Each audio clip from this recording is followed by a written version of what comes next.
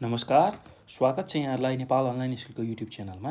आज हामी कक्षा 10को स्वास्थ्य, जनसङ्ख्या र वातावरण शिक्षा भन्ने जुन विषय छ, त्यो विषय अन्तर्गत रहेको इकाइ 4मा पर्ने नेपालको जनसाङ्खिक स्थिति र वातावरण भन्ने जुन इकाइ छ, त्यो इकाइमा विगतमा एसई अथवा एसएलसीमा सोधिएका प्रश्नहरू र सोध्न सक्ने सम्भावित प्रश्नहरूको बारेमा छलफल गर्नेछौँ र विशेष गरेर छोटो प्रश्न उत्तरहरू हामीले यो भिडियोमा हेर्नेछौँ र हामीले योभन्दा अघिको भिडियोहरूमा एकदमै अति छोटो प्रश्न उत्तर हेरिसक्यौँ र छोटो उत्तरको पनि एउटा खण्ड हामीले हेरिसकेका छौँ र यो दोस्रो खण्डमा हामीले त्यही 4 अङ्कवाला छोटो उत्तरहरू हेर्नेछौँ है त। ल, छोटो प्रश्न र त्यसको उत्तरहरू हेर्नेछौँ। एकदम सहज छ र विशेष गरेर एसई दिने जुन विद्यार्थीहरू हुनुहुन्छ उहाँहरूको लागि विशेष गरेर यो भिडियो हामीले तयार गरेका छौँ र एसईको इक्जाम राम्रो होस्, एसई परीक्षा राम्रो होस् भनेर हामीले यो भिडियो बनाएका छौँ र तपाईँहरूले यसलाई हेर्नुहोला, बुझ्नुहोला र यस्तै अरू पनि भिडियोहरू टन्नै छन् एसईको लागि बनाइएको। त्यो भिडियोहरू सबै हेर्नुभयो भने पक्कै पनि तपाईँहरूले एसईमा राम्रो अङ्क प्राप्त गर्न सक्नुहुन्छ र यहाँ भिडियोमा पढाएअनुसार तपाईँले बुझ्नुभयो, पढ्नुभयो र त्यही अनुरूप परीक्षामा लेख्नुभयो भने पक्कै पनि एसईमा राम्रो अङ्क प्राप्त गर्न सक्नुहुन्छ है त। ल, विशेष गरेर अब तपाईँहरूले एउटा कुरा के ख्याल गर्नु भने तपाईँहरूले लेख्ने जुन उत्तर छ त्यो चाहिँ एसई परीक्षामा मौखिक उत्तर अथवा मौलिक उत्तर तपाईँहरूले जुन उत्तर दिनुहुन्छ त्यो आफ्नो मौलिकता झल्काएर लेख्नुभएको उत्तरलाई चाहिँ सबैभन्दा उत्कृष्ट चाहिँ उत्तर मानिन्छ र त्यही अनुसारको अङ्क तपाईँहरूलाई प्राप्त हुन्छ। त्यो हुँदाखेरि म यो भिडियोमा केही कुराहरू मुख्य बुँदाहरू प्रश्नको लेखाइदिन्छु, टिपाइदिन्छु र त्यही चिजलाई आफ्नो भाषामा आफ्नो मौलिकता राखेर तपाईँहरूले लेख्नुभयो भने एसईमा पक्कै पनि तपाईँहरूले धेरै अङ्क प्राप्त गर्न सक्नुहुन्छ है त। ल, अब हामी यति कुरा गरिसकेपछि प्रश्नतिर जाउँ। ल, पहिलो प्रश्न हाम्रो के छ भन्दाखेरि पहाडी प्रदेशको सामाजिक तथा आर्थिक पक्षबारे संक्षेपमा वर्णन गर्नुहोस् भनेर सोधेको छ। ल, एकदम सहज छ है। पहाडी प्रदेशको सामाजिक तथा आर्थिक पक्षबारे संक्षेपमा वर्णन गर्नुहोस् भनेर भनेको छ। अब पहिला त पहाडी प्रदेश कतिदेखि कति मिटरको उचाइसम्म पर्छ त्यसलाई बुझौँ है। सामान्य रूपमा पहाडी प्रदेश समुद्र सतहदेखि 610 मिटरदेखि 4877 मिटरसम्मको उचाइमा अवस्थित छ भनेर तपाईँहरूले लेख्न सक्नुहुन्छ है। ल, यो प्रश्नको उत्तर म भनिदिन्छु, तपाईँहरूले लेख्नुहोला र विशेष गरेर टिप्दै जानुहोला, मुख्य बुँदाहरू टिप्नुहोला र मुख्य कुरा भनेको तपाईँहरूले एकदम ध्यानपूर्वक सुन्नुभयो भने सुनेकै आधारमा नि एसईको परीक्षामा सजिलै लेख्न सक्नुहुन्छ है त। र एकचोटि सुन्नुहोस्, त्यो गर्दा नि याद भयो भने दुईचोटि तीनचोटिसम्म यसलाई सुन्दाखेरि तपाईँहरूलाई पक्कै पनि याद हुन्छ र त्यही कुरा नै एसईमा लेख्न सक्नुहुन्छ, एसईको परीक्षामा लेख्न सक्नुहुन्छ। एकदम सहज छ, केही गाह्रो छैन। ल, अब पहाडी प्रदेशको सामाजिक तथा आर्थिक पक्षबारे संक्षेपमा वर्णन गर्नुहोस् भनेर प्रश्नले सोधेको छ र यसको उत्तरमा हामीले सुरुमा त अब पहाडी प्रदेशको बारेमा व्याख्या गरौँ। पहाडी प्रदेश समुद्र सतहदेखि 610 मिटरको उचाइदेखि 4877 मिटरको उचाइसम्म अवस्थित छ भनेर लेख्न सक्छौँ है। अब हामीलाई सामाजिक र आर्थिक पक्षको वर्णन गर्नुपर्ने छ। अब हामी सामाजिक र आर्थिक पक्षलाई वर्णन गर्दाखेरि अब सुरुमा त्यहाँ कस्तो खालका जात जाति, भाषा, धर्म मान्ने व्यक्ति बस्छन्, कस्तो खालको संस्कृति छ त्यहाँको, त्यो कुरा हेर्छौँ। त्यस्तै गरेर अर्को आर्थिक पक्षमा त्यहाँको व्यवसाय के छ, त्यहाँको जनताहरूको जीविकोपार्जन गर्ने माध्यम के छ हो, त्यसलाई चाहिँ बढी प्राथमिकतामा राखेर हाम्रो उत्तरलाई लेख्छौँ है त। ल, त्यो हुँदाखेरि अब यसमा के लेख्न मिल्छ भने पहाडी प्रदेशमा उर्वरा भूमि र सिँचाइको व्यवस्थाले कृषि व्यवसाय निकै फस्टाएको पाइन्छ भनेर लेख्न सकिन्छ है त। र मकै, धान, कोदो, गहुँ आदि बाली बिरुवाहरू प्रमुख रूपमा लगाइन्छ। त्यस्तै फलफुल खेती र पशुपालन व्यवसाय पनि यस क्षेत्रका मानिसहरूको निर्भरताको माध्यम हो, अर्थात् रोजगारीको माध्यम हो। अब यस क्षेत्रमा, पहाडी क्षेत्रमा राई, लिम्बू, मगर, तामाङ, नेवार, गुरुङ, बाहुन, छेत्री, कामी, दमाई, सार्की आदि जस्ता जातिहरूको बसोबास रहेको छ। यस क्षेत्रमा साना ठुलो सहरहरू र ठुला भवनहरू पनि निर्माण भएका छन्। खेतीपातीका अतिरिक्त व्यापार, नोकरी, पर्यटन व्यवसाय यहाँका मानिसहरूको मुख्य पेसाको रूपमा रहेको छ। यस प्रदेशमा हलेसी महादेव, पशुपतिनाथ, स्वयम्भूनाथ, मनोकामना, देउती बजै आदि धार्मिक क्षेत्रहरू पनि पर्दछन् भने जस्तै विभिन्न राजधानी, देशकै राजधानी काठमाडौँ लगायत पोखरा, गाईघाट, बनेपा, चैनपुर आदि सहरी क्षेत्रहरू पनि पर्दछन्। अब यस प्रदेशमा पिपी राजमार्ग, पृथ्वी राजमार्ग लगायतका सडक मार्गहरू छन्। पासाङ लामो राजमार्ग हो। यस्ता खालका सडक मार्गहरू पनि यही क्षेत्रमा रहेका छन् भनेर तपाईँहरूले लेख्न सक्नुहुन्छ है त। ल यति कुरा चाहिँ तपाईँहरूले लेख्नुभयो भने 4 मार्क्स अथवा 4 अङ्क प्राप्त गर्न सक्नुहुन्छ। ल अब यो पछि हामी अर्को प्रश्नमा जाउँ। दोस्रो प्रश्न के छ भन्दाखेरि पहाडी प्रदेश र तराई प्रदेशको भौतिक पक्षबीच कुनै 4वटा भिन्नता लेख्नुहोस् भनेको छ। ल पहाडी प्रदेश र तराई प्रदेशको भौतिक पक्षमा विभिन्न भिन्नताहरू पाइन्छ। अब त्यही भिन्नताहरूलाई हामी लेख्दै जाउँ है त। ल पहिला छ पहाडी प्रदेश। पहाडी प्रदेशलाई यतापट्टि लेखौँ। पहाडी प्रदेश, पहाडी प्रदेश र यतापट्टि तराई प्रदेश। ल अब पहाडी प्रदेशमा के छ भन्दाखेरि हावापानी मध्यम छ भनेर लेख्न सक्नुहुन्छ है त। एकदम सहज छ, केही गाह्रो छैन। ल पहाडी प्रदेशमा तपाईँले के लेख्न सक्नुहुन्छ भने हावापानी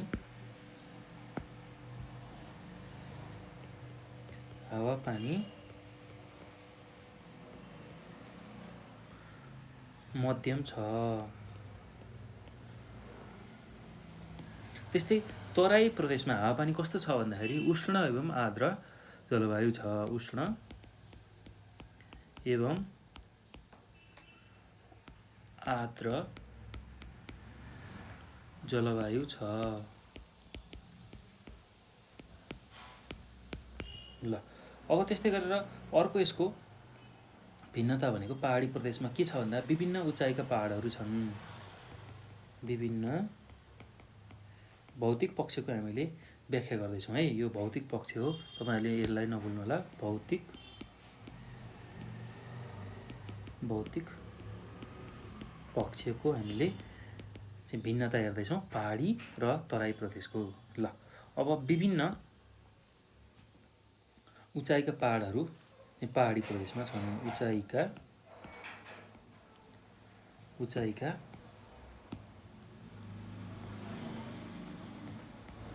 पहाडहरू छन्। त्यस्तै तराई प्रदेशमा जमिन समथर छ। जमिन समथर छ। ल यो कुरा लेख्न सक्नुहुन्छ। त्यस्तै अर्को यसको बुनामा समुद्र सतहबाट 610 मिटरदेखि 4877 मिटरसम्म चाहिँ पहाडी प्रदेश फैलिएको छ। ल यही कुरा लेख्न सक्नुहुन्छ है। समुद्र सतहबाट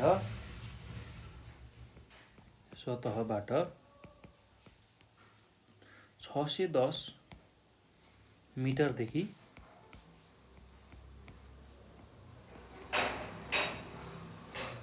4877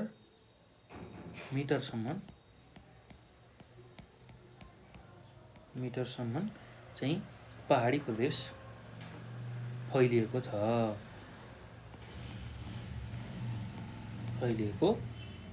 भनेर लेख्न सक्नुहुन्छ।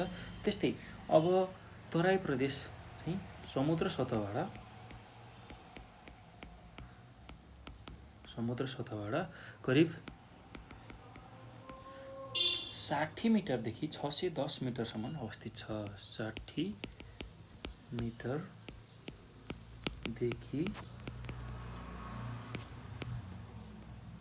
610 मिटरसम्म अवस्थित छ।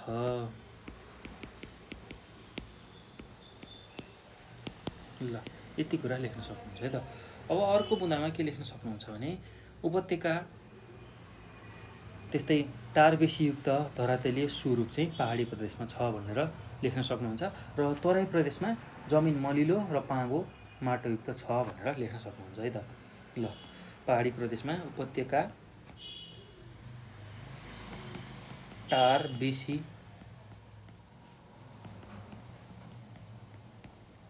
युक्त धरातलीय स्वरूप छ।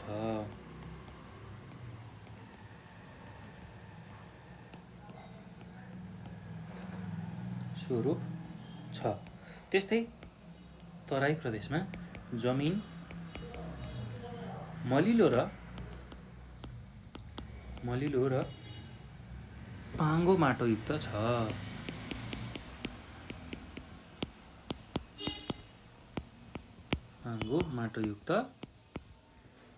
भनेर लेख्न सक्नुहुन्छ है त। एकदम सहज छ, केही गाह्रो छैन। ल, यति कुरा चाहिँ तपाईँले लेख्नुभयो भने यो प्रश्नको उत्तरलाई 4 मा 4 दिन सकिन्छ है त। ल, त्यो कुरा तपाईँहरूले बुझ्नु होला। अब अर्को प्रश्नमा जाउँ हामी। अर्को प्रश्न के छ भन्दाखेरि पहाडी प्रदेशको पारिस्थितिक प्रणालीमा परेको 4वटा असरहरू लेख्नुहोस् भनेर सोधेको छ। ल, पहाडी प्रदेशको पारिस्थितिक प्रणालीमा परेको 4वटा असरहरू लेख्नुहोस् भनेको छ। एकदम सहज छ यसको उत्तर पनि। ल, अब यसको उत्तर म व्याख्या गरिदिन्छु, तपाईँहरूले यसलाई सम्झेर सुनेर राख्नु होला है त। सुन्नु होला, सम्झिनु होला र त्यही उत्तर चाहिँ तपाईँहरूले परीक्षामा लेख्नु होला, एसईको परीक्षामा है त। अब पहाडी प्रदेशको पारिस्थितिक प्रणालीमा परेको 4वटा असरहरू के छन् भन्दाखेरि 4वटा असर भनेको निम्नलिखित छन्। अब पहिलो असर हेर्नुहोस् है। पहिलो असर सुन्नु होला। खाद्यान्नको मागलाई पूर्ति गर्न कमजोर भिरालो जमिन, त्यस्तै खोला नाला वरपरको पाखो जमिन जस्ता क्षेत्रहरूमा खेतीपाती गर्नाले भूक्षय, बाढी पहिरो जस्तो समस्याहरू भई प्राकृतिक वातावरणमा ह्रास आएको छ। यो असरलाई नियन्त्रण गर्न कमजोर भिरालो पाखो जुन जमिन छ त्यस्तोमा खेती गर्न रोक लगाउनुपर्छ। भिरालो जमिनमा खेती गर्दा गह्रा पद्धति अपनाउनुपर्छ। जुन ठाउँमा भिरालो छ जमिन त्यस्तो ठाउँमा खेतीपाती गर्नु पर्यो भने गह्रा पद्धति, गह्रा बनाएर चाहिँ खेतीपाती गर्नुपर्ने हुन्छ। ल, त्यही कुरा चाहिँ तपाईँहरूले लेख्न सक्नुहुन्छ है त। 4वटा असरमा पहिलो असरको हामीले चर्चा गऱ्यौँ। पहिलो असरमा के थियो भन्दाखेरि खाद्यान्नको मागलाई पूर्ति गर्न कमजोर भिरालो जमिन, खोलानाला वरपरको जुन जमिनहरू छ त्यस्तो क्षेत्रमा खेतीपाती गरियो भने भूक्षय हुने, बाढी पहिरो जाने त्यस्ता खालका समस्यादेखि प्राकृतिक जुन वातावरण छ त्यसमा पनि ह्रास आउने हुन्छ। अब यो असरलाई नियन्त्रण अथवा न्यूनीकरण गर्नका लागि भिरालो अथवा पाखो जमिनमा खेती गर्न रोक लगाउने। यदि खेती नै गर्नुपर्ने छ भने पनि कस्तो खालको खेती गर्ने भन्दा चाहिँ गह्रा पद्धति, गह्रा बनाएर चाहिँ खेती गर्ने पद्धति अपनाउनु पर्छ। ल, अब दोस्रो बुँदामा लेख्नुहोस्। पारिस्थितिक प्रणालीमा परेको अर्को असर भनेको पहाडी प्रदेशको पशुपालन व्यवसाय गर्ने मानिसहरूले जङ्गलबाट घाँस पात, दाउरा, जडीबुटी र अन्य जुन जङ्गलबाट पाइने वस्तुहरू सङ्कलन गर्दाखेरि पशुहरूलाई जङ्गलमा लगी चराउने, त्यस्तै वनजङ्गलको अवस्थामा चाहिँ ह्रास आउँछ। पशुहरूलाई जङ्गलमा लगेर चराइयो भने त्यति बेला चाहिँ वनजङ्गलको अवस्थामा ह्रास आउँछ। प्राकृतिक वातावरणको संरक्षण गर्न अतिचरण, वनविनाश जस्ता कार्यहरूमा रोक लगाउने र यस्ता कार्यहरू गर्नु हुँदैन भन्ने भावना स्थानीय व्यक्तिहरूमा जगाउन सके वातावरण संरक्षण गर्न सकिन्छ भनेर तपाईँहरूले लेख्न सक्नुहुन्छ है त। ल, हुन्छ पारिस्थितिक प्रणालीमा कसरी असर परेको रहेछ पहाडी क्षेत्रमा भन्दाखेरि अब धेरै पशुपालनहरू गर्दाखेरि जङ्गलबाट घाँस दाउरा, घाँसपातहरू ल्याउनु पर्ने, त्यस्तै गरी जडीबुटीहरू ल्याउनु पर्ने हुने रहेछ। त्यसले गर्दा वनजङ्गल विनाश हुने खतरा बढ्ने रहेछ। त्यस्तै चरण क्षेत्र अति चरण गर्दा पनि त्यहाँको जुन एउटा स्वरूप छ त्यो स्वरूप नै बिग्रने र वातावरणमा पनि ह्रास हुने रहेछ। त्यसैले अब अति चरणलाई रोक्ने, वनविनाशका कार्यक्रमहरूलाई रोक्ने यस्तो खालको चाहिँ भावना जनस्तरमा विकास गर्न सकेमा वातावरण संरक्षणमा टेवा पुग्छ भनेर तपाईँहरूले लेख्न सक्नुहुन्छ है त। त्यसै गरी अब अर्को बुँदाको के छ भन्दाखेरि अर्को के असर पर्छ पारिस्थितिक प्रणाली पहाडी प्रदेशमा कस्तो खालको असर छ भन्दाखेरि सडक निर्माण गर्दा सडकका बोटबिरुवा, पानीका मुहान र प्राकृतिक वासस्थान मासिन्छन्। यसबाट वरिपरिका नदी, खोला, पोखरी आदि पानीका स्रोतहरू दूषित हुन्छन्। यसको न्यूनीकरण गर्नको लागि वृक्षारोपण, वन, कृषि, जलाधार संरक्षण र पशुपक्षी संरक्षण र जनचेतना अभिवृद्धिका कार्यक्रमहरू हामीले सञ्चालन गर्नुपर्ने हुन्छ। हेर्नुहोस् त, सडक निर्माण गर्दाखेरि जुन बाटोघाटो बनाउँदाखेरि चाहिँ त्यहाँ भएको बोटबिरुवा मासिन सक्छ, त्यहाँ भएको पानीको मुहानहरू, कुवाहरू मासिन सक्छ। हो त्यसरी अब विकास गर्दाखेरि हामीले के गर्नुपर्छ, ती खोलानाला, मुहान, पोखरी चाहिँ मासिन नदिइकन, त्यसलाई दूषित नबनाइकन हामीले विकास निर्माणको कार्य अगाडि बढाउनुपर्छ।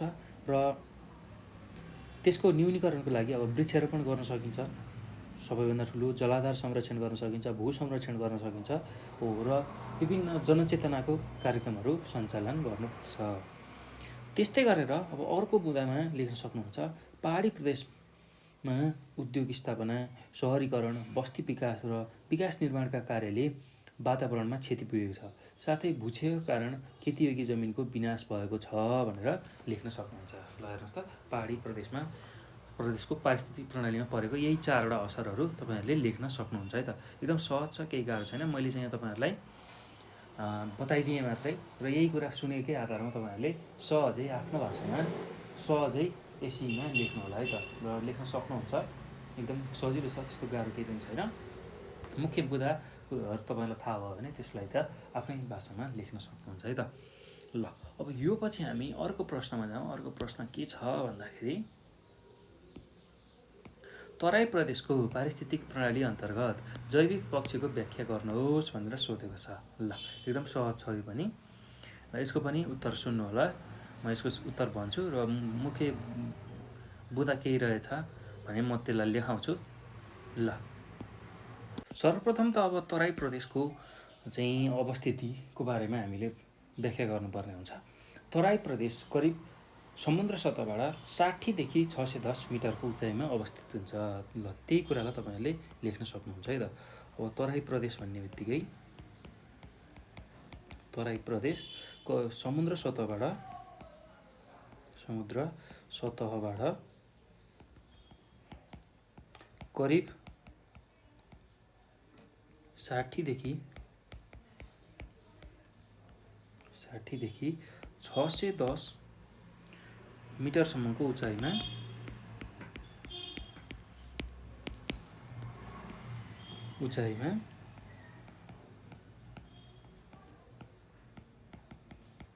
अवस्थित छ भनेर तपाईँहरूले लेख्न सक्नुहुन्छ, पहिलो काम।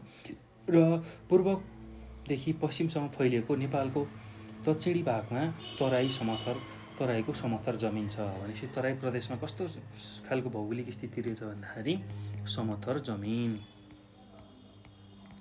जमिन छ भनेर हामीले भन्न सक्छौँ। ल त्यस्तै गरेर अर्को कुरा के भन्दाखेरि, यसले चाहिँ नेपालको भूभागको करिब 23% भाग ओगटेको छ। करिब 23% भूभाग ओगटेको छ भनेर हामीले भन्न सक्छौँ है त। ल अब हामीलाई के सोधेको छ प्रश्नले भन्दाखेरि, जुन जैविक पक्ष भनेको छ, जैविक पक्षको चाहिँ पारिस्थितिक प्रणाली कस्तो छ भनेर सोधेको।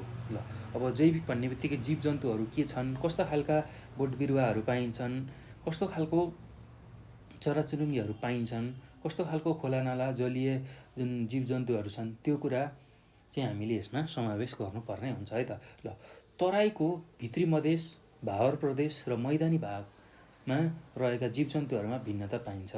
यो प्रदेशमा रहेका मुख्य बोट बिरुवाहरू भनेको साल, सिसौ। ल हेर्नुहोस् त, बोट बिरुवाहरू के रहेछन् भन्दाखेरि साल, त्यस्तै गरी सिसौ, खयर,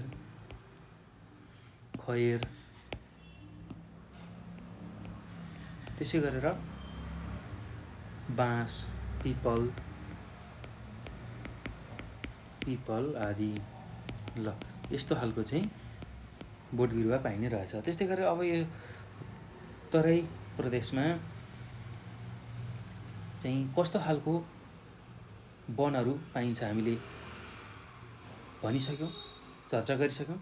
र अब त्यो तराईको पनि भावर प्रदेशमा चाहिँ वन पातलो छ, त्यस्तै मैदानी भागको जमिन चाहिँ मलिलो र प्रशस्त कृषि उत्पादन हुने प्रकृतिको छ। त्यस्तै गरी वन जङ्गलमा बाँदर, त्यस्तै स्याल, बाघ, भालु, गैँडा, हात्ती आदि जनावरहरू पाइन्छन्। ल, जनावरहरू कस्ता खालका जनावरहरू पाइने रहेछन् भन्दाखेरि जनावरहरूमा बाँदर, त्यसै गरी स्याल, त्यसै गरी बाघ, त्यसै गरी भालु, गैँडा, हात्ती आदि चाहिँ जनावरहरू पाइने रहेछन्। त्यसै गरी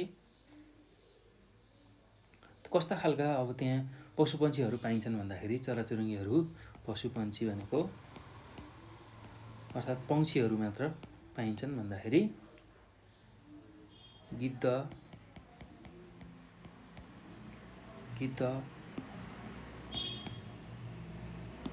त्यस्तै गरेर ढुकुर, धनेश,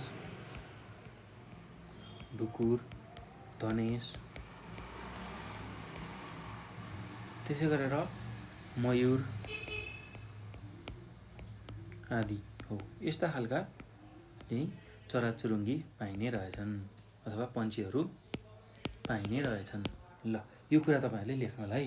त्यस्तै अब खोलानाला, नदी, ताल आदिमा माछा र अन्य जलीय प्राणीहरू पनि पाइन्छन् भनेर लेख्न सक्नुहुन्छ है त। एकदम सहज छ, केही गाह्रो छैन। ल, यति कुरा लेख्नु होला। अब अर्को प्रश्नमा जाउँ हामी। अर्को प्रश्न के छ भन्दाखेरि वातावरण संरक्षणका प्रमुख कार्यहरूको छोटो वर्णन गर्नुहोस् भनेर सोधेको छ। ल, यो पनि एकदम सहज छ। वातावरण संरक्षण भन्ने बित्तिकै पहिला त्यसको परिभाषालाई बुझौँ।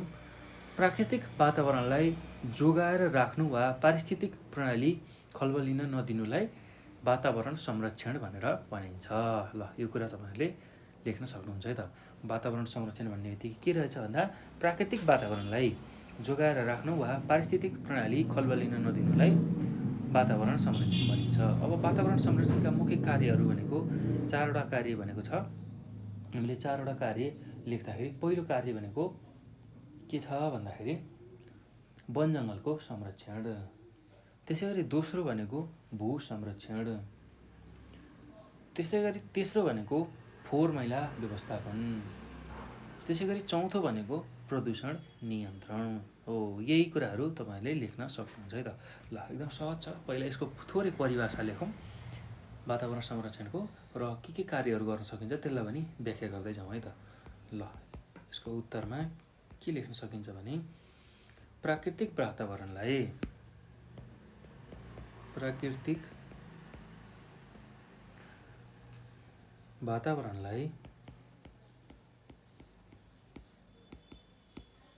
वातावरणलाई जोगाएर राख्नु वा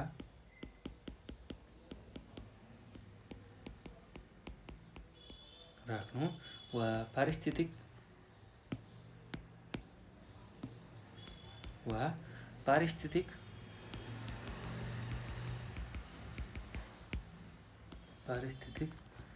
प्रणाली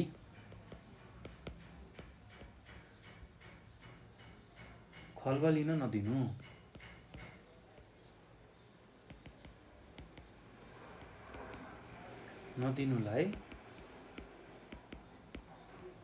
नदिनुलाई वातावरण संरक्षण भनिन्छ।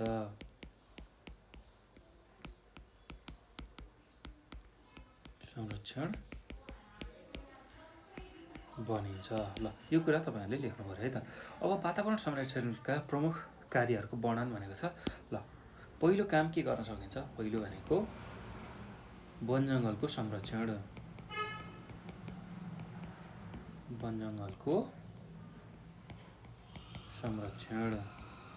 त्यसै गरी दोस्रो काम के गर्न सकिन्छ भने भू संरक्षण,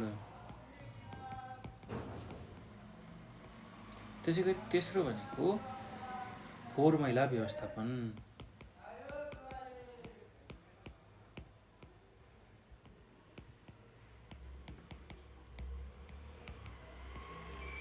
त्यसै गरी चौथो भनेको प्रदूषण नियन्त्रण प्रदूषण नियन्त्रण। ल यति कुरा तपाईँहरूले लेख्न सक्नुहुन्छ है त।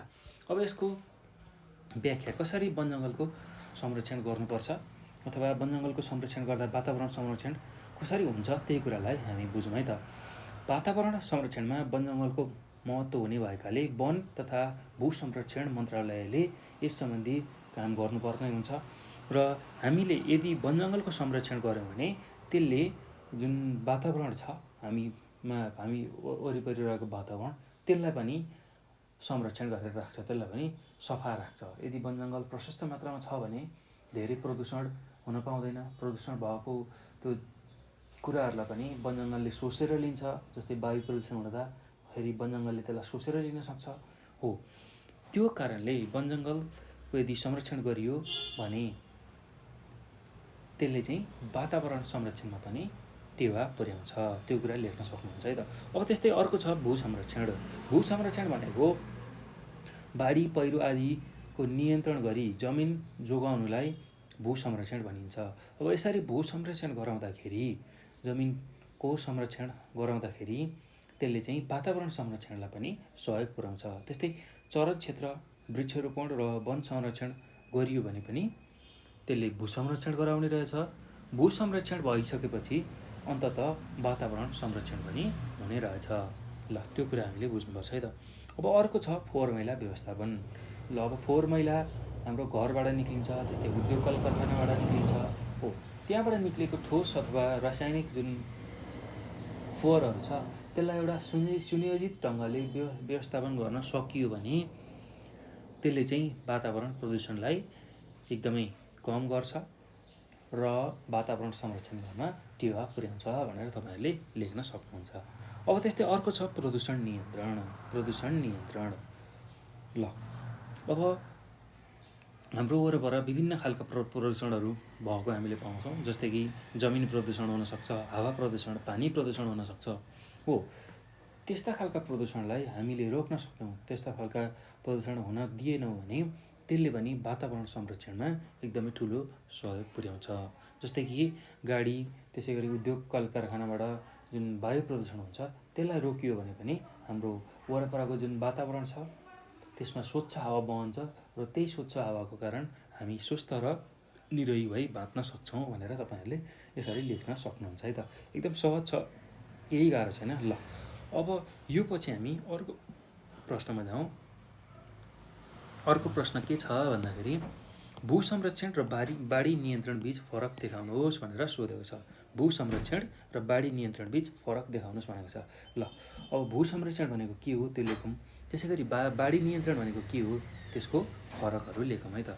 ल एकातिर हामी के गरौँ, भू संरक्षण लेखौँ। भू संरक्षण अर्थात् जमिनको संरक्षण, भू संरक्षण। र अर्कोतिर बाढी नियन्त्रण, बाढी नियन्त्रण।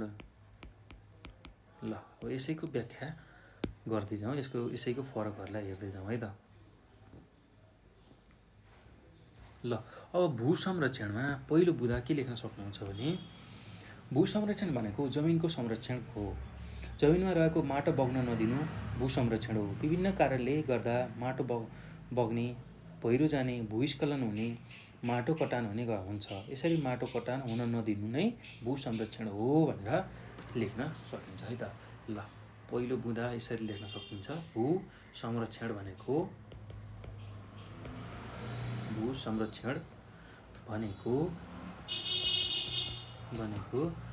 जमिनको संरक्षण हो।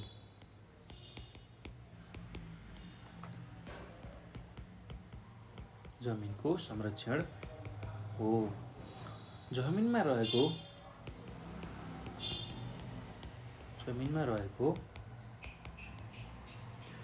माटो बग्न नदिनु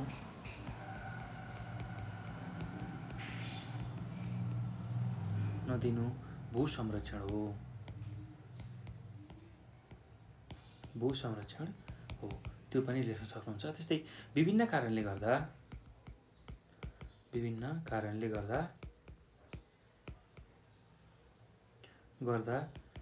माटो बग्ने त्यस्तै गरी पहिरो जाने, त्यसै गरी भूस्खलन हुने,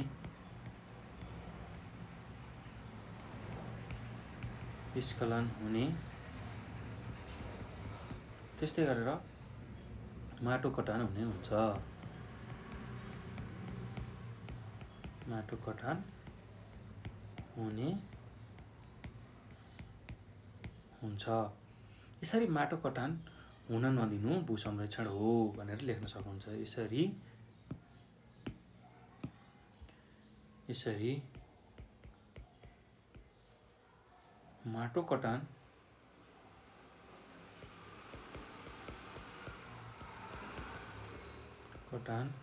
हुन नदिनु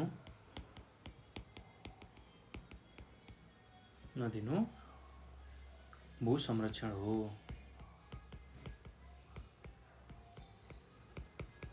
ल यति कुरा तपाईहरुले लेख्न सक्नुहुन्छ है त। अब अर्को यतापट्टि बाढी नियन्त्रणमा के लेख्न सक्नुहुन्छ भने वर्षायाममा नदीमा पानीको बहाव बढ्नुलाई बाढी भनिन्छ। वनफडानी, त्यसै गरी गरा नबनाई खेती गर्नु, नदीबाट अनियन्त्रित ढङ्गले ढुङ्गा बालुवा झिक्नु र वातावरणमा ध्यान नदिई विकास कार्य गर्नुबाट बाढी आउने गर्छ भनेर लेख्न सकिन्छ। ल यसको व्याख्यामा कसरी लेख्नु होला भने वर्षायाममा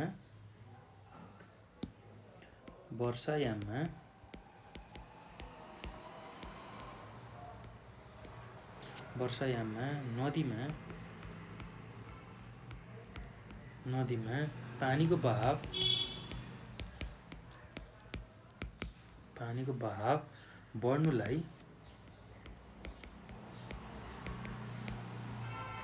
बढ्नुलाई बाढी भनिन्छ।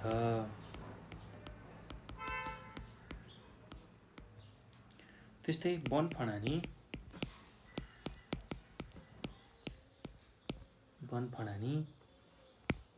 घोरा नबनाई खेती गर्नु,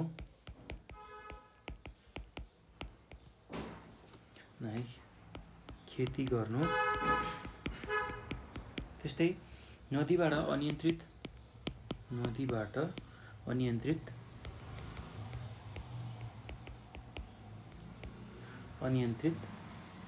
ढङ्गले ढुङ्गा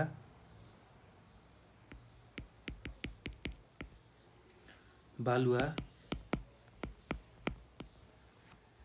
झिक्नु र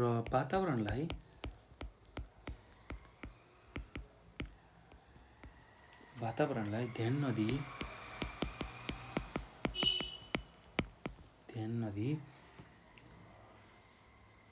विकासका कार्यहरू गर्नुबाट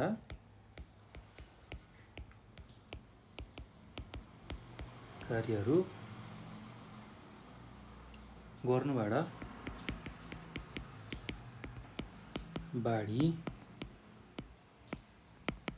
आउने गर्छ भनेर लेख्न सक्नुहुन्छ है त। ल एकदम सहज छ, त्यस्तो गाह्रो केही पनि छैन। ल अब भूसंरक्षणमा अर्को यसको फरक भूसंरक्षण र बाढी नियन्त्रणमा दोस्रो बुँदामा के लेख्न सक्नुहुन्छ भने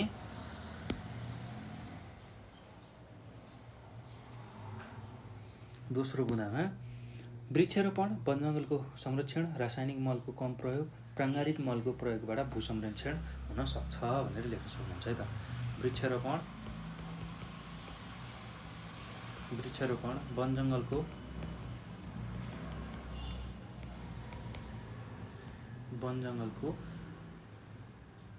संरक्षण,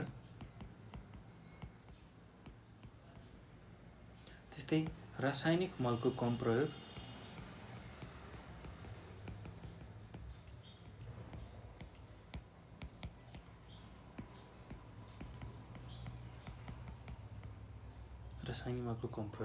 प्राङ्गारिक मलको प्रयोगबाट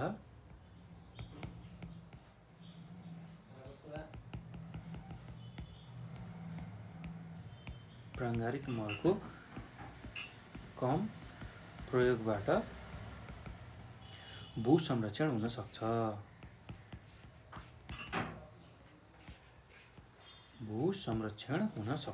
ल एकदम सहज छ है, केही गाह्रो छैन। सक्छ भनेर लेख्न सक्नुहुन्छ है त। अब यतापट्टि बाढी नियन्त्रण चाहिँ कसरी हुन्छ त, त्यही कुरालाई लेखौँ है। नदीमा तटबन्ध बनाउनु, नदीमा तटबन्ध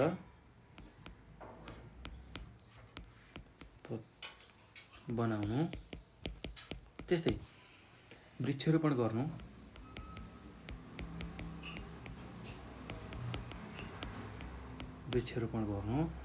भूक्षय हुनेबाट रोक्नु,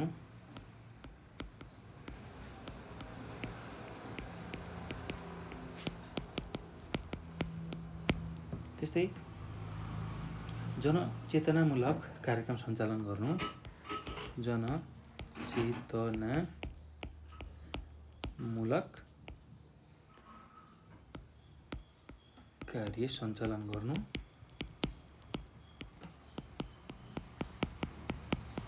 त्यस्तै यस्तो खालको कार्यबाट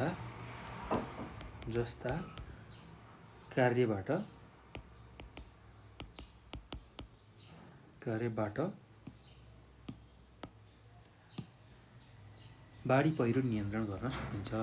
बाढी पहिरो नियन्त्रण गर्न सकिन्छ भनेर लेख्न सक्नुहुन्छ है त। अब त्यस्तै गरेर अर्को बुँदामा जुन भू संरक्षण छ त्यसको अर्को बुँदामा के लेख्न सक्नुहुन्छ भने भू संरक्षणबाट जमिनको उर्वरा शक्ति बचाई कृषि उत्पादन बढाउन सकिन्छ। यसबाट वातावरण संरक्षण गरी मानव जीवनयापनमा सहजता पैदा गर्न सकिन्छ भनेर लेख्न सकिन्छ है त। भू संरक्षणबाट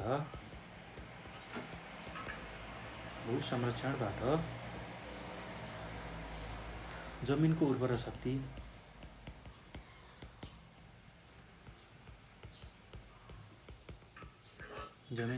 शक्ति बचाई कृषि उत्पादन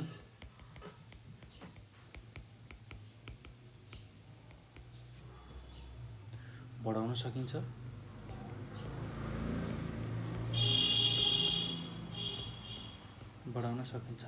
यसबाट वातावरण संरक्षण गरी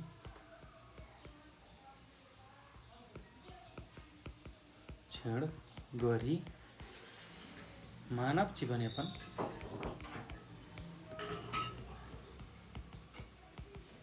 जीवनयापनमा सहजता पैदा गर्न सकिन्छ भनेर लेख्न सक्नुहुन्छ है त। ल एकदम सहज छ, केही गाह्रो छैन। अब यो पछि बाढी नियन्त्रणमा के लेख्न सक्नुहुन्छ भने बाढीले खेतबारी बगाएर धनजनको क्षति गर्छ। वृक्षारोपण, व्यवस्थित बसोबास एवं भू संरक्षणको कार्यबाट बाढी नियन्त्रण गर्न सके। यसबाट मानव जीवनयापन सहज हुन्छ भनेर तपाईँले लेख्न सक्नुहुन्छ है त। ल बाढीले खेतबारी बगाएर धनजनको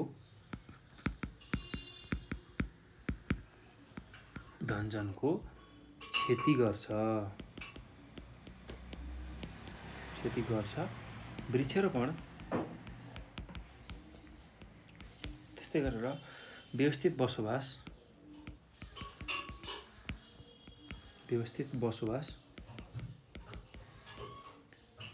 एवं भू संरक्षणका कार्यबाट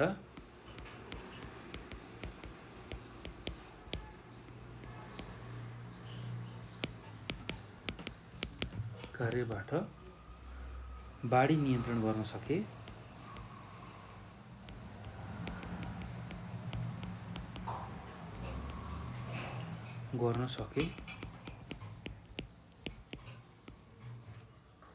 यसबाट मानव जीवनयापन सहज हुन्छ।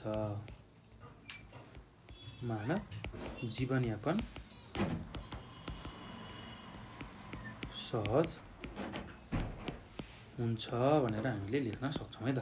ल एकदम सहज छ, केही गाह्रो छैन। यति कुरा तपाईँहरूले लेख्नु होला है त। अब यो पछि हामी अर्को प्रश्नमा जान्छौँ।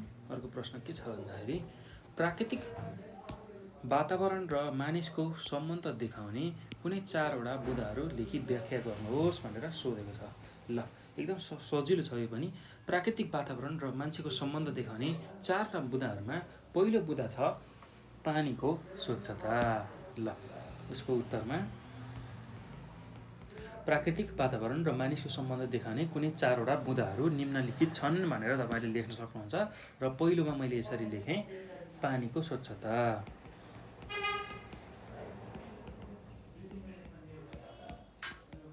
ल अब यसको म अहिले व्याख्या गर्छु।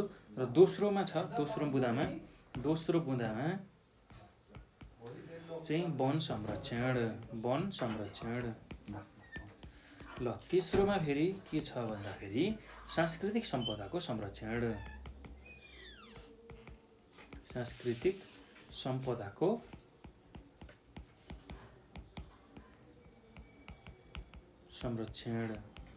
त्यसै गरी चौथोमा छ सामुदायिक सरसफाइ।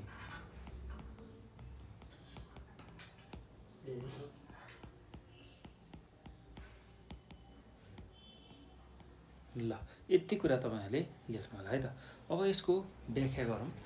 पानीको स्वच्छता। ल हेर्नुहोस् त, पानीको स्वच्छताबाट चाहिँ प्राकृतिक वातावरण र मानिसको सम्बन्ध कसरी झल्किन्छ त्यसलाई हेरौँ। ल पानीको स्वच्छता। अब हामीलाई के थाहा छ भने पानी जीवनका लागि आवश्यक छ। आवश्यक मात्र नभई अत्यावश्यक नै छ भन्दा कुनै फरक परेन। नदी तलाउको पूजा गर्ने र पानी सफा राख्ने प्रवृत्ति वातावरणसँग सम्बन्धित छ। मानिसहरूले नदी नालाको पूजा गर्ने र नदीमा फोहोर नफाल्ने परम्पराले नदीहरूमा प्रदूषण गर्नु हुँदैन भन्ने ज्ञान दिन्छ भनेर हामीले लेख्न सक्छौँ है त। त्यस्तै गरी वन संरक्षण। हामीले हाम्रो घर वरिपरि त्यसै गरी खेतबारीको वरिपरि पाखोजनीमा रुख बिरुवा रोप्ने गर्छौँ, त्यो कुरा हामीलाई थाहा छ। र यसले मानव आवश्यकता पूर्ति गर्नका साथसाथै वातावरण जोगाउन पनि सहयोग पुर्याउँछ। रुखको पूजा गर्ने तथा रुख रोप्ने परम्पराले रुख बिरुवा संरक्षण गरी वातावरणीय सन्तुलन कायम राख्ने सन्देश दिन्छ भनेर तपाईँहरूले लेख्न सक्नुहुन्छ है त। त्यस्तै गरी अब सांस्कृतिक सम्पदाको संरक्षण अथवा रक्षा। ल अब सांस्कृतिक सम्पदा भनेको हाम्रा परिचय अथवा पहिचान हुन्, त्यो कुरा हामीलाई थाहा हुनुपर्छ। मठ मन्दिर गुम्बा मस्जिद चर्च आदिको संरक्षणबाट मानव सभ्यता जीवित राख्न सकिन्छ। त्यस्तै सार्वजनिक तथा धार्मिक क्षेत्र वरपर फोहोर गर्नु हुँदैन भन्ने मान्यताले वातावरणीय सरसफाइ गर्नुपर्ने कुराको सन्देश दिन्छ भनेर तपाईँहरूले लेख्न सक्नुहुन्छ। अब अर्को छ सामुदायिक सरसफाइ। ल हेर्नुहोस् त, अब प्रत्येक समुदाय अथवा टोल स्वस्थ हुनको लागि त्यहाँका सबै जनताहरूले समुदायको चाहिँ फोहोर मैलाको व्यवस्थापन सरसफाइका कार्यक्रमहरू सञ्चालन गर्नुपर्ने हुन्छ, त्यो कुरा तपाईँहरूलाई थाहा नै छ।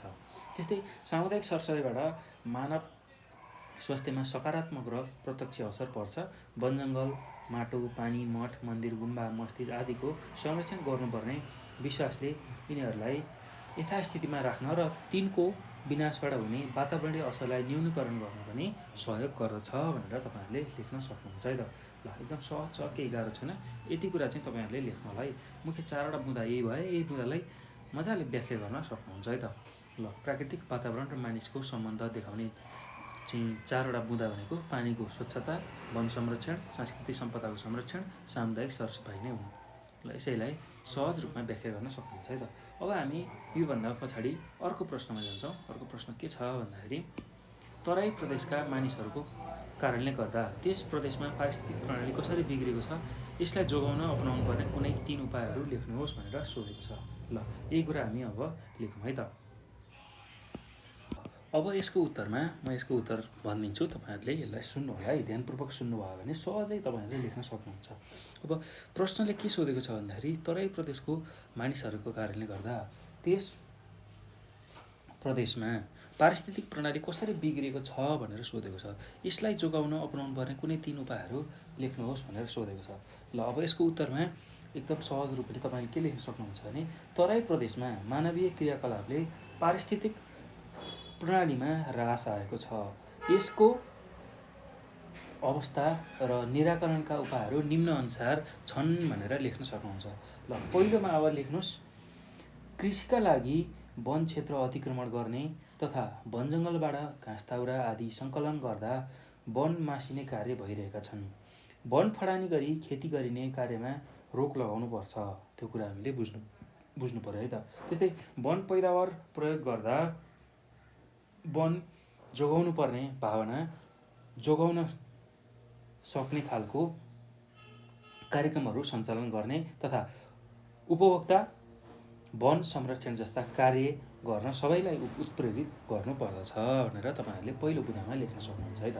त्यस्तै दोस्रो बुँदामा के लेख्न सक्नुहुन्छ भने विकास निर्माणका कार्य सञ्चालन गर्दा खेतीयोग्य भूमि, वन क्षेत्र, पानीको मुहान आदि मासिन पुग्छन्। त्यसैले उक्त कार्य सञ्चालन गर्दा एकीकृत विषयको धारणा अनुरूप वृक्षारोपण, जलाधार संरक्षण तथा वन्यजन्तु संरक्षण तथा यस सम्बन्धी जनचेतना जगाउने कार्यक्रमहरू सञ्चालन गर्नुपर्छ भनेर लेख्न सक्नुहुन्छ है। त्यसै गरी तेस्रो मुद्दामा के लेख्न सक्नुहुन्छ भने कृषि उत्पादन बढाउन रासायनिक मल र विषादीको प्रयोग बढी गरिन्छ। यस कार्यले जमिनको उर्वरा शक्ति घट्नुका साथै हानिकारक जुन किराहरू हुन्छन्, जुन चाहिँ खेतीको लागि लाभदायक किराहरू हुन्छन्, त्यो मर्न सक्ने सम्भावना हुन्छ। तसर्थ रासायनिक मलको खपत घटाउने तथा प्राङ्गारिक मलको प्रयोग गर्ने, विषादीको प्रयोग कम गर्ने जस्ता कार्यहरू गर्नुपर्ने हुन्छ। ल यति कुरालाई तपाईँहरूले आफ्नो भाषामा सहज रूपमा लेख्न सक्नुहुन्छ है त। ल यसलाई फेरि म एकचोटि दोहोऱ्याउँछु। तराई प्रदेशमा मानवीय क्रियाकलापले पारिस्थितिक प्रणालीमा ह्रास आएको छ। यसको अवस्था र निराकरणका उपायहरू निम्नअनुसार छन् भनेर तपाईँले पहिलो बुँदामा के लेख्न सक्नुहुन्छ भने कृषिका लागि वन क्षेत्र अतिक्रमण गर्ने तथा वन जङ्गलबाट घाँसदाउरा आदि सङ्कलन गर्दा वन मासिने कार्य भइरहेको छ। वन फडानी गरी खेती गरिने कार्यमा रोक लगाउनुपर्छ। वन पैदावार प्रयोग गर्दा वन जोगाउनु पर्ने भावना जगाउने खालका कार्यक्रमहरू सञ्चालन गर्ने तथा उपभोक्ता वन संरक्षण जस्ता कार्यहरू गर्न सबैलाई उत्प्रेरित गर्नुपर्छ। त्यो कुरा लेख्नु पर्यो है त। त्यस्तै गरी दोस्रो बुँदामा विकास निर्माणका कार्य सञ्चालन गर्दा खेतीयोग्य भूमि, वन क्षेत्र, पानीका मुहान आदि मासिन पुग्छन्। त्यसैले उक्त कार्य सञ्चालन गर्दा एकीकृत विकासको धारणा अनुरूप वृक्षारोपण गर्ने, जलाधार संरक्षण गर्ने तथा वन्यजन्तु संरक्षण तथा यस सम्बन्धी जनचेतना जगाउने कार्यक्रम सञ्चालन गर्न सक्नुपर्छ है त। त्यसै गरी तेस्रो बुँदामा कृषि उत्पादन बढाउन रासायनिक मल र विषादीको बढी प्रयोग गरिएको पाइन्छ। यस कार्यले जमिनको उर्वरा शक्ति घट्नुका साथै हानिकारक जुन कीटाणुहरू छन्, जुन कीटपतङ्गहरू छन् हो, त्यो चाहिँ मासिने गर्छ। लाभदायक किराहरू पनि मर्न सक्छ। हानिकारक जुन किराफट्याङ्ग्रा मर्नका साथसाथै लाभदायक किराफट्याङ्ग्रा पनि मर्छन्। दुइटै मर्छन् है। रासायनिक मलको अथवा रासायनिक विषादीको बढी प्रयोग गर्दाखेरि बालीनाली हुर्काउन बढाउनका लागि चाहिने जुन कीटनाशक औषधि हो, जस्तै कि मौरी, त्यस्तै गरी अन्य कीटपतङ्ग हुन्छन् जुन चाहिँ बालीनाली बढाउनका लागि प्रयोग भएका हुन्छन् र तिनीहरू पनि मासिन पुग्छन्। हो, तिनीहरू मासिँदाखेरि के हुन्छ भन्दाखेरि बालीनाली राम्रो नहुने त्यो कुरा हुन्छ। त्यस्तै अब रासायनिक मलको बढी खपत गर्दाखेरि विभिन्न वातावरणमा नकारात्मक असरहरू पर्न जान्छ। त्यसैले रासायनिक मलको खपत घटाउने तथा प्राङ्गारिक मलको प्रयोग गर्ने, विषादीको प्रयोग कम गर्ने जस्ता कार्यहरू गर्न सकिन्छ। तब मात्र तराई प्रदेशको पारिस्थितिक प्रणालीलाई जोगाउन सकिन्छ अथवा सुधार गर्न सकिन्छ भनेर लेख्न सक्नुहुन्छ है त। एकदम सहज छ, केही गाह्रो छैन। ल अब यति कुरा भइसकेपछि हामी अब अर्को प्रश्नमा जाउँ। अर्को प्रश्न के छ भन्दाखेरि विकास गतिविधि र आधुनिकीकरणले पारिस्थितिक प्रणालीमा ह्रास ल्याउँछ, पुष्टि गर्नुहोस् भनेर सोधेको छ। विकास गतिविधि र आधुनिकीकरणले पारिस्थितिक प्रणालीमा ह्रास ल्याउँछ, पुष्टि गर्नुहोस् भनेर छ। ल एकदम सहज छ यसको उत्तर पनि। यसको उत्तर पनि म भनिदिन्छु, तपाईँहरूले लेख्नु होला है त। मानिसहरूले अब यसको उत्तरमा कसरी लेख्न सक्नुहुन्छ भने मानिसहरूले जीवनयापनलाई सहज बनाउन विकास निर्माण कार्य गर्ने गर्छन्। बाटोघाटो खन्ने, पुल पलेसा बनाउने, उद्योग स्थापना गर्ने, भवन निर्माण गर्ने र आधुनिकताको प्रभावसँगै विभिन्न साधनको प्रयोग गर्ने कार्यले वातावरणमा असर पार्छ। यस्ता कार्यले कतिपय जीवजन्तु र वनस्पतिको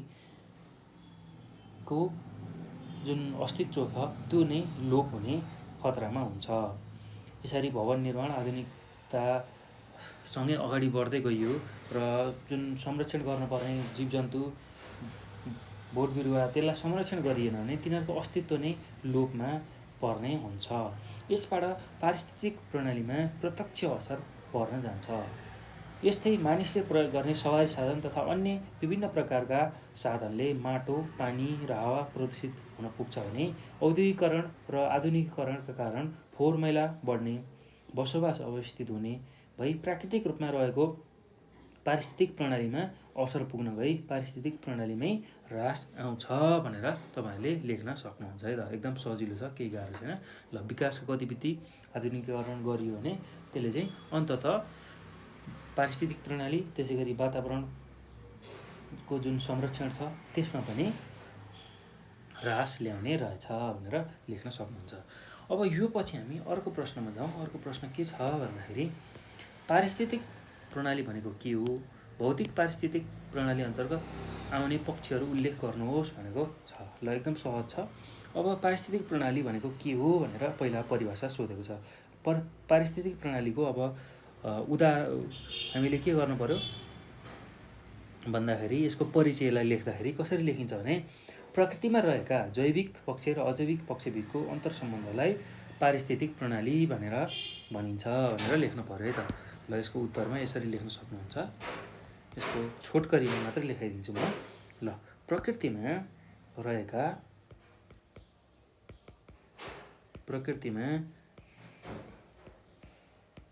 रहेका जैविक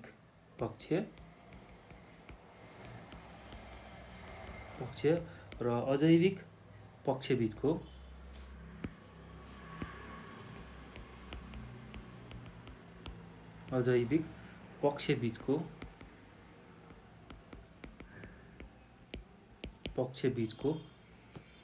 अन्तर्सम्बन्धलाई पारिस्थितिक प्रणाली भनिन्छ। पारिस्थितिक प्रणाली। ल, यति कुरा तपाईँहरूले लेख्न नभुल्नु होला है त। अब यो पछि अर्को कुरा के लेख्न सक्नुहुन्छ भने जीव र वनस्पति एक निश्चित चक्रमा रही त्यहाँको अजैविक पक्षसँग सम्बन्धित रहनु पारिस्थितिक प्रणाली हो भनेर पनि भन्न सक्नुहुन्छ। त्यस्तै पारिस्थितिक प्रणालीभित्र भौतिक, जैविक र सामाजिक तथा आर्थिक पक्ष संलग्न हुन्छन्। हेर्नुहोस् त, यो पारिस्थितिक प्रणालीभित्र के कुराहरू समावेश भनिरहेछन् भन्दाखेरि भौतिक, ल, यो पारिस्थितिक प्रणालीभित्र भौतिक, त्यस्तै गरी जैविक, त्यस्तै गरी सामाजिक तथा आर्थिक पक्ष के हुने रहेछ? संलग्न हुने रहेछ।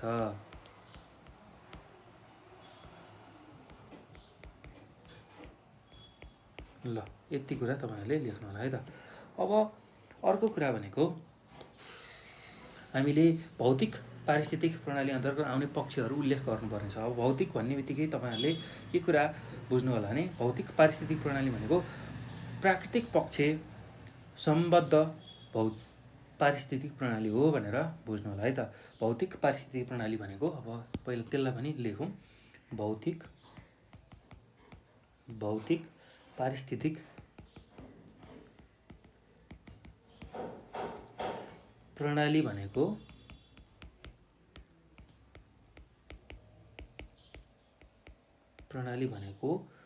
प्राकृतिक पक्ष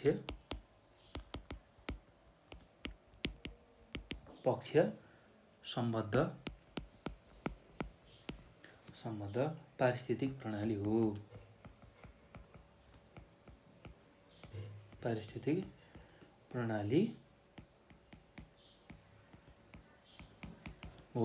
यही कुरा तपाईँहरूले लेख्न सक्नुहुन्छ है त। अब यस अन्तर्गत के पर्छ भन्दाखेरि भू बनोट कसरी जमिनहरू बनेको छ त्यो पर्छ। त्यसै गरी नदीनाला, त्यसै गरी हावापानी, त्यसै गरी जमिन आदि कुराहरू पर्छन् र यिनकै विवरणको अध्ययन गरिन्छ। भौतिक पारिस्थितिक प्रणालीमा कुनै क्षेत्रको भौगोलिक धरातल, त्यस क्षेत्रले ओगटेको भूभाग, मुख्य नदी, चुचुरा, हिमनदी, मैदान, समथल मरुभूमि, समुद्र आदि प्रदेश, उपप्रदेश, मुख्य हावापानी र त्यसको प्रभाव, त्यस्तै गरी जमिन, उर्वर शक्ति र त्यसले जीवनयापनमा पारेको प्रभाव पर्दछन् भनेर हामीले लेख्नुपर्छ है त। ल अब यसमा अर्को कुरा नि के थप्न सकिन्छ भने भौतिक पारिस्थितिक प्रणाली अन्तर्गत भौतिक पारिस्थितिक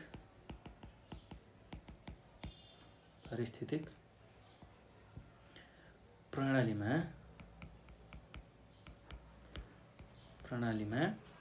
कुनै क्षेत्रको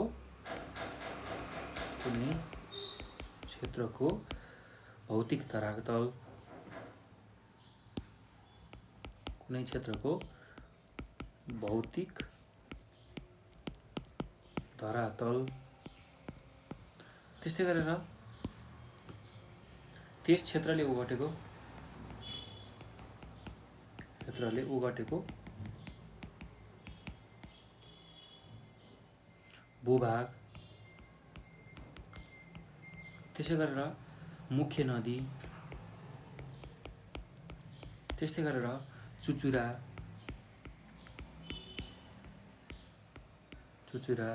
हिमनदी,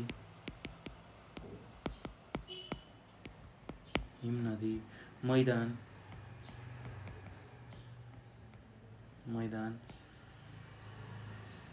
समथल मरुभूमि,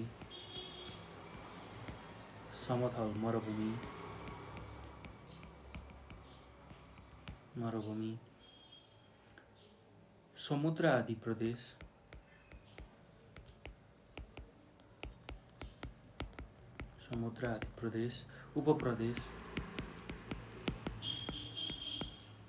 उपप्रदेश, मुख्य हावापानी,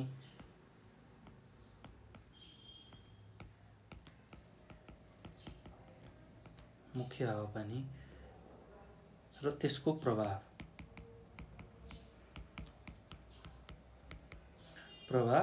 जमिन, त्यस्तै गरी जमिन,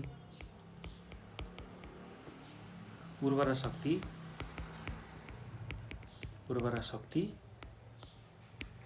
र त्यसले जीवनयापनमा पारेको प्रभाव पर्छन्। जीवनयापनमा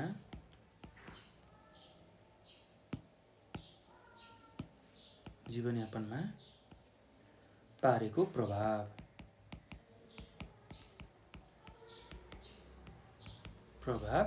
पर्छन्। ल यति कुरा तपाईँहरूले लेख्नु होला है त। ल अब यो पछि हामी अर्को प्रश्नमा जाउँ। अर्को प्रश्न के छ भने फोहोर मैला व्यवस्थापन कार्यले वातावरण संरक्षणमा कसरी मद्दत पुर्याउँछ छोटकरीमा लेख्नुहोस् भनेको छ। ल यो एकदमै सजिलो छ, केही गाह्रो छैन। ल अब सुरुमा त तपाईँले यसलाई कसरी लेख्ने भन्दाखेरि फोहोर मैला व्यवस्थापन भनेको के हो त्यसको छोटो परिभाषा जस्तो लेख्नुहोस्। त्यसपछि कसरी चाहिँ यसले वातावरण संरक्षणमा सहयोग पुर्याएको छ त्यसलाई पनि लेख्नु होला है त।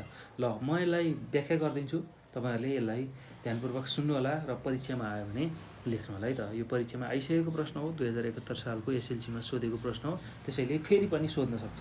त्यसैले यसलाई ध्यानपूर्वक सुन्नुहोस् र सुनेकै आधारमा तपाईँहरूले लेख्न सक्नुहुन्छ। एकदम सहज छ, केही गाह्रो छैन। ल अब यसको उत्तरमा कसरी लेख्न सक्नुहुन्छ भने फोहोर मैला व्यवस्थापन भन्नाले घर, उद्योग र बजारबाट निस्कने फोहोरको उचित व्यवस्थापन गर्नु भन्ने बुझिन्छ।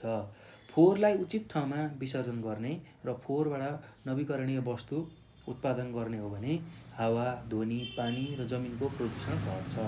वायुमा हानिकारक ग्यास, धुवाँधुलो नफाल्ने, त्यस्तै खानेपानीको स्रोत स्वस्थ राख्ने, सफा राख्ने, औद्योगिक रसायनहरू नदीमा र जमिनमा जताततै नफ्याल्ने, एउटा निश्चित ठाउँमा मात्र त्यसलाई छुट्याएर फ्याल्ने, त्यस्तै चर्पीमा मात्र दिशा पिसाब गर्ने र वृक्षारोपण गर्ने जस्ता कार्य गरियो भने त्यसले वातावरण संरक्षणमा सहयोग पुर्याउँछ। र फोहोर मैलाको उचित व्यवस्थापन गर्न सकियो भने जताततै फोहोर हुँदैन, जसले गर्दा वातावरण प्रदूषण हुन पाउन्न, दुर्गन्ध हुन पाउन्न र त्यसले पनि वातावरण संरक्षणमा सहयोग पुर्याउँछ।